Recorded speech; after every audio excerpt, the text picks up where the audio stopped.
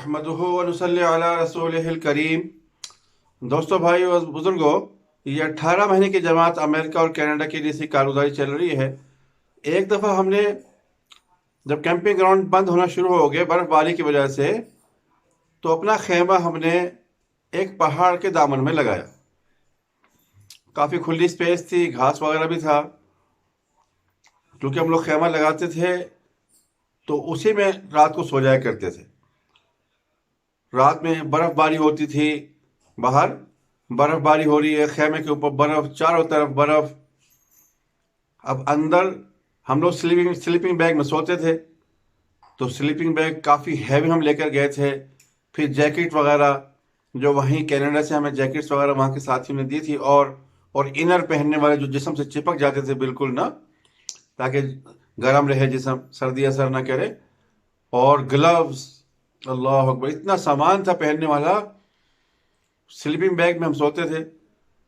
تو خیمے میں گرمائش کرنے کے لیے، تاکہ ٹیمپریچر کنٹرول رہے، بہت سردی نہ ہو جائے، برداشت نہیں ہوگی، تو رات کو گیس سلنڈر کے ذریعے چولہا ہمارا جلتا تھا، اس چولہے کو ہم آن کر کے سوتے تھے، تاکہ اندر کا انوائرمنٹ جو ہے وہ ہیٹ اپ رہے۔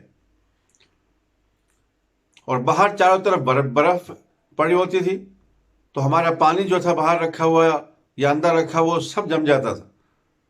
بلکہ وضو کرنے کے لیے بھی ہم لوگ باہر آتے، اور جلتے ہوئے چولہے پر برتن میں باہر سے برف اٹھاتے، جو 2-2 فٹ 1-1 فٹ برف پڑی ہوتی تھی، اور برف کو اٹھاتے اور اس کو پگھلا کر وضو کرتے تھے۔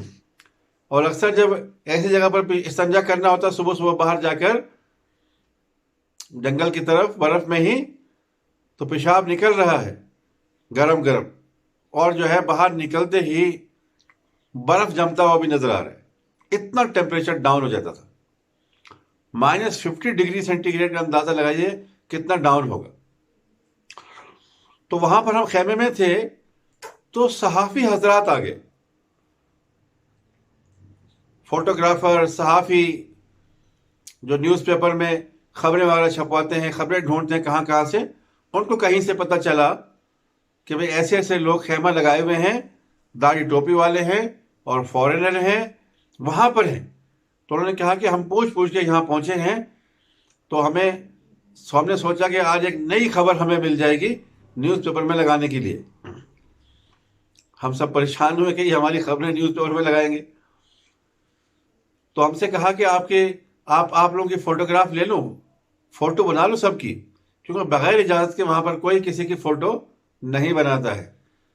تو ہم نے مشورہ کیا، ہم نے کہا جی ہمارا فوٹو آپ نہیں لے سکتے، ہمیں فوٹو کھینچنا منع ہے، لہٰذا اب ہمارا فوٹو ہم نہیں کھینچنے دیں گے آپ کو۔ کہنے لگے کہ اچھا آپ کے خیمہ جو ٹینٹ لگا ہوا اس کی فوٹو لے لوں، آپ کی جو گاڑی ہے اس کی فوٹو لے لوں۔ ہم نے کہا ہاں، گاڑی اور خیمہ کی فوٹو لے لو۔ اب اس سے سوال جواب شروع کیے کہ آپ کیوں آئے ہیں یہاں؟ ہم نے کہا جی ہم ٹورسٹ ہیں، اور یہاں ٹورسٹ آتے ہی رہتے ہیں گھومنے کے لیے۔ ہم آپ کا ملک دیکھ رہے ہیں، کتنا خوبصورت ملک ہے، کتنا خوبصورت یہاں جنگل ہے، کتنا خوبصورت سینری ہے، روڈ کتنے اچھے ہیں، یہاں کے لوگ کتنے اچھے ہیں، پارک ہیں جی، اور کیا کیا دیکھا ان کو سب بتایا، نیاگرا فال وغیرہ، وکٹوریا آئی لینڈ، اور کہاں کہاں گئے ہم سارے علاقے ان کو بتائے۔ اور ہم نے کہا ساتھ ساتھ ہم لوگ اپنے مسلمان کمیونٹی کے جو لوگ یہاں پر رہتے ہیں، جہاں جہاں بھی، چاہے وہ پاکستان سے ہو، لوکل امریکن ہو، کینیڈین مسلم ہو، یا سعودین ہو، افریقن ہو، کہیں بھی دیش کے مسلمان ہیں، ان سے ہم مل بھی لیتے ہیں، کیونکہ تو ہماری کلچر کے لوگ ہیں، ہمارے ایمان کے لوگ ہیں، ان سے ملتے بھی ہیں۔ تو کہتے ہیں آپ یہ پیدل کیا ترتیب، ان کو پیدل چلنے کا بتایا ہم نے کہ ہر دوسرے دن ہم پیدل چلتے ہیں۔ کیوں چلتے ہیں؟ ان سے ہم نے کہا اس لیے ہم پیدل چلتے ہیں تاکہ گرمی میں، سردی میں جب ہم پیدل چلیں گے تو ہمیں احساس ہوگا کہ لوگ کیسے رہتے ہیں۔ کتنے ایسے ملک ہیں جہاں سردی والے ہیں، لیکن بیچارے ان کے پاس، کچھ لوگوں کے پاس ایسے ہیں وہاں گرم کپڑے بھی نہیں ہیں۔ اور گرمی کے ملکوں میں بہت سارے ایسے علاقے ہیں جہاں پر ان کے لیے آسائش کی ساری چیزیں نہیں ہیں، لیکن پھر بھی لوگ رہتے ہیں تاکہ لوگوں کا غم اور درد اور احساس ہمارے اندر پیدا ہو، اس لیے ہم پیدل چلتے ہیں۔ وہ بڑا خوش ہوا۔ پھر ہم نے اس سے سوال کیا کہ کیا آپ کون سے دھرم سے ہیں؟ آپ کرسچن ہیں، ہندو ہیں، مسلم ہیں، یا یہودی ہیں، کون ہیں؟ وہ کہنے لگے کہ میں کسی مذہب سے نہیں ہوں، میں کسی مذہب کو نہیں مانتا۔ ہم نے کہا بھائی مذہب کو نہیں مانتے تو کیا اللہ کو مانتے ہو کہ نہیں؟ میں نے کہا یہ اللہ ہی تو ہے جو زمین کو بنایا، آسمان کو بنانے والا، چاند کو بنانے والا، سورج کو بنانے والا، ساری دنیا کو کنٹرول کرنے والا تو اللہ ہی ہے۔ کہہ رہے ہیں نہیں ایسا نہیں ہے، بلکہ یہ دھماکے سے ساری دنیا بنی ہے اور خود بخود اب بنتی جا رہی ہے۔ سورج نکلتا ہے، چاند نکلتا ہے، صبح ہوتی ہے، شام ہوتی ہے، اور دنیا کا سارا نظام چل رہا ہے، انسان مر رہے ہیں، پیدا ہو رہے ہیں، یہ سارا سسٹم چل رہا ہے، تو یہ خود بخود سب ہو رہا ہے۔ اس نے ایسا کہنا شروع کر دیا، اس لیے کہ دہریہ تھا وہ، کوئی مذہب اس کا نہیں تھا۔ تو ہم نے اس سے پوچھا تمہارے ہاتھ میں یہ لکھنے والی کیا چیز ہے؟ کہنے لگے یہ بال پین ہے۔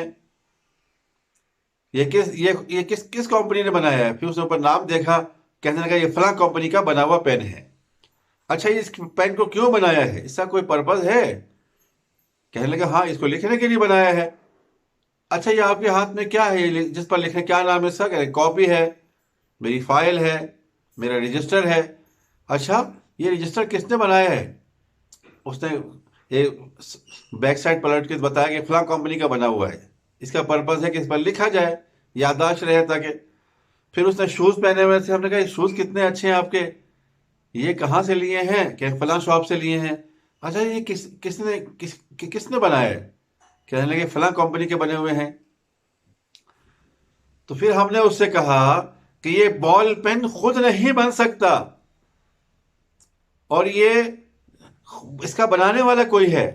یہ کاپی، یہ رجسٹر، آپ کی فائل خود نہیں بن سکتی، اس کا بنانے والا کوئی ہے، مینوفیکچر ہے، اس کا کریٹر ہے۔ یہ شوز آپ کے خود نہیں بن سکتے، اس کا بھی کوئی مینوفیکچر ہے، اس کا کریٹر ہے جس نے یہ بنایا ہے۔